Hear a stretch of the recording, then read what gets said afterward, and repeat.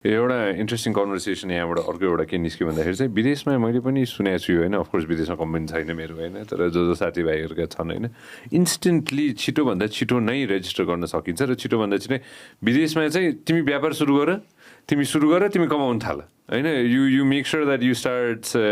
Making money from tomorrow होइन, or at least start doing business हुन्छ नि होइन भन्ने चाहिँ एउटा त्यो मनसाय जुन छ नि होइन, 10 मिनटमै भन्ने कुरा भयो नि त होइन। अनलाइन जाऊ अहिले त झन् अब we are in the age of e सेवाज टु फोन पे होइन, सो इन्स्टेन्टली क्युआरबाट तिर र यो गुड टु गो भन्ने रेजिस्ट्रेसन फी पनि तिर्नु पर्दैन, फ्री गरेर। सो इन्स्टेन्टली गर्नलाई पनि त त्यो हर्डल्सहरू त छिटोभन्दा छिटो त सरकारले पनि सोचिरहेको होला जस्तो लाग्छ मलाई त, अझ छिटो गरौँ भनेर यसलाई। त्यो कस्तो भयो भने त यो सोच्या त होला होइन, अब यो कहाँ पुगिसक्यो, समय कहाँ पुगिसक्यो होइन, संसार कहाँ पुगिसक्यो, डिजिटली सबै कुरा हुने भइसक्यो। अब हामी चाहिँ सोचिनु मात्रै रहेछौँ, कार्यान्वयनमा ल्याउनु पर्ने हो, कार्यान्वयनमा ल्याएछौँ हामीले। अब अहिले सरकारी निकायसँग गएर कुरा गऱ्यो भने विथ अल ड्यु रेस्पेक्ट है, उहाँले के भन्नुहुन्छ भने मैले चाहिँ हामीले त गरेछौँ त, अहिले त अनलाइन अपडेट गर्न मिल्छ, तपाईँको नाम पनि अनलाइनै तपाईँले सेलेक्ट गर्न मिल्छ, नाम मिलाएको छ कि छैन भनेर अनलाइनै थाहा हुन्छ। अब त्यो सँगसँगै एप्लिकेसन प्रोसेस पनि अनलाइन गर्ने बनाइदियो, अब के बिग्रिन्थ्यो, अलिकति पैसा बढी लाग्थ्यो होला, बजेट विनियोजन त भए हुन्छ। फेरि तपाईँले त्यो आधिकारिक व्यक्तिसँग गएर कुरा गर्नु, 5 मिनटमा हुने काम हुन्छ। अब अस्ति तपाईँलाई एउटा उदाहरण दिन्छु है, र यो पनि सरकारसँगकै इन्टरेक्सनमा ऊ बनाउनलाई के अरे यो हाम्रो राजधानी बनाउनलाई गएको थिएँ म एकजनाको होइन। अनि त्यहाँ के भयो भने राजधानीको सबै भरिसकेपछि के भयो भने लास्टमा चाहिँ ल ठिक छ तपाईँ यति दिनपछि आउनु, तर एकचोटि चाहिँ भेरिफाई गराउनु एउटा ठाउँमा लानु है भन्यो होइन। त्यो एउटा ठाउँमा लाँदाखेरि के भयो भने त्यहाँ 4-5 जना कर्मचारीहरू चाहिँ अगाडिबाट जाँदै हुनुहुन्थ्यो। उहाँले चाहिँ के भने आजकल त हाम्रो रियल टाइममा हुन्छ सबै, यता एन्ट्री हालेपछि यता आइहाल्छ, जसले कति चाँडो एन्ट्री हान्न सकिन्छ त्यसमा डिपेन्ड गर्छ, जति चाँडो एन्ट्री हाल्यो त्यति चाँडो पासवर्ड बन्छ भन्नु। अब म जहाँ ट्याली गर्न गएको छु नि त्यहाँ एन्ट्री हानेको कुरा यहाँ आएको छैन कि, अब म चाहिँ फतफताइरहेको थिएँ, रियल टाइममा रहेछ खुब भनेर उहाँहरूले सुन्नु भनेर, अब सुन्नुभयो भएन थाहा छैन, एउटा उदाहरण मात्रै कि त्यो उदाहरण त्यस्तो छ कि। अब त्यो उहाँहरूसँग कुरा गऱ्यो भने हामीले गरिरहेछ भन्नुहुन्छ, अब मेबी सिस्टमको फ्ल होला, त्यहाँभित्रको आइटीको मान्छेहरूले काम नगरेर फ्ल होला, अब के होला, तर त्यो त अब हाम्रो समस्या होइन नि त, हामीले त कर तिरिसकेपछि त्यो त उहाँको समस्या हो। जस्तै मैले तपाईँले कुनै सर्भिस प्रोभाइड गरिरहनु भएको छ भने त त्यो त तपाईँको समस्या हो नि त, मलाई त एन्ड रिजल्ट चाहियो जसरी भयो छिटोभन्दा छिटो चाहियो, किनभने at the end of the day time is the most valuable thing, that's what we were talking about earlier right. At the end of the day time is the most valuable thing and anything that we go ahead and do efficiently that means हाम्रो युवाले समय बचाइरहेछ, त्यो समय हाम्रो युवाले अरू न केही कुरामा चाहिँ होइन,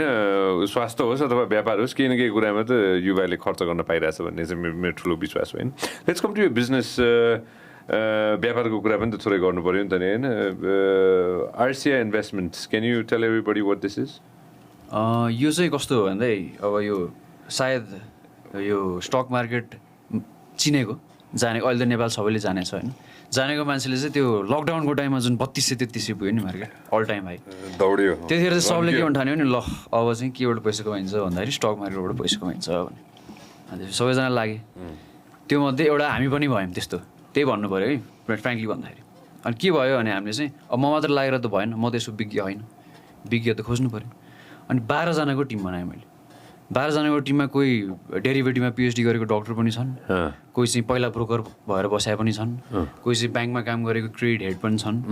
त्यसरी चाहिँ एउटा टिम बनाएर चाहिँ विभिन्न ब्याकग्राउन्डको टिम बनाएर चाहिँ हामीले के गर्यौँ भने ल आफूले सक्ने पैसा चाहिँ चिपिन गरौँ इक्विटीको रूपमा चाहिँ, अनि त्यसरी चिपिन गरिसकेपछि त्यो पैसा चाहिँ हामी स्टकमा मात्रै लगानी गर्ने होइन, स्टकमा प्लस अब केमा लगानी गर्ने, लगानी योग्य सेक्टर पैसा गरेर चाहिँ सबैमा लगानी गर्ने भनेर चाहिँ हामीले यो खोलेको हो। अब यसमा मेन प्रायोरिटी चाहिँ हाम्रो के हो भने पब्लिक लिमिटेड कम्पनीको चाहिँ लिस्टेड नभएको पब्लिक लिमिटेड कम्पनीको चाहिँ प्रमोटर सेयरमा हाल्ने, ओके, लिस्टेड नभएको पब्लिक लिमिटेड कम्पनीको प्रमोटर सेयरमा हाल्ने, त्यहाँबाट चाहिँ प्रमोटर डाइरेक्टर भएर चाहिँ त्यसपछि कम्पनी पनि राम्रोसँग चलाउन सकिन्छ, त्यो कम्पनीमा पनि हामीले अलिकति हाम्रो इनपुट दिन सकिन्छ भन्ने त्यो हिसाबले चाहिँ हामीले चाहिँ यो खोलेको हो। यो खोल्दाखेरि अहिले चाहिँ अब पुरै पेड अफ क्यापिटल चाहिँ उठिसकेको छैन, किनभने अलिकति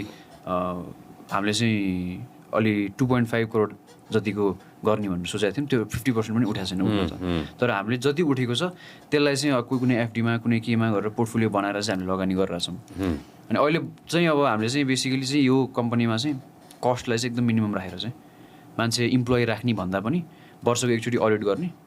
अनि मार्केटमा अब कहाँ इन्भेस्ट गरेको छ त्यो इन्भेस्टमेन्ट बढाएको छ कि छैन भन्दाखेरि त त्यो इम्प्लोइ राखेर फुल टाइम दिनुपर्ने त छैन अहिले त छैन अनि त्यो हिसाबले चाहिँ हामीले चाहिँ अहिले चाहिँ इन्भेस्ट सर्टन सेक्टरमा इन्भेस्ट गरेर चाहिँ राखिरहेको छौँ अब अहिले आज पनि बढ्यो स्टक मार्केट अलिकति वेट एन्ड सीमा चाहिँ छ हैन Thank you very much for watching us on YouTube. Make sure that you also listen to us on Spotify.